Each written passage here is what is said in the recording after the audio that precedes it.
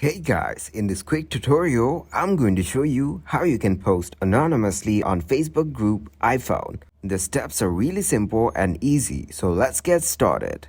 First of all, you need to open up your Facebook app. From here, you need to tap on menu on the bottom right corner. And after that, you will get to see groups in here. So tap on groups.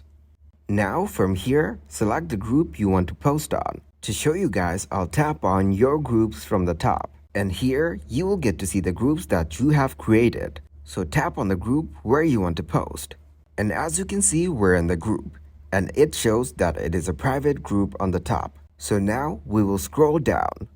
Scroll down to the section that says write something and tap on it. From here, you'll get to see an option that says post anonymously on the top. All you need to do is enable this option. After enabling it, tap on Got It. Now, all you need to do is type in your post. You can also select a picture or video or add something else if you want. For now, we will type in a message over here. Once you're done writing your message, tap on Post on the top right corner. After that, your post will be posted on the group anonymously.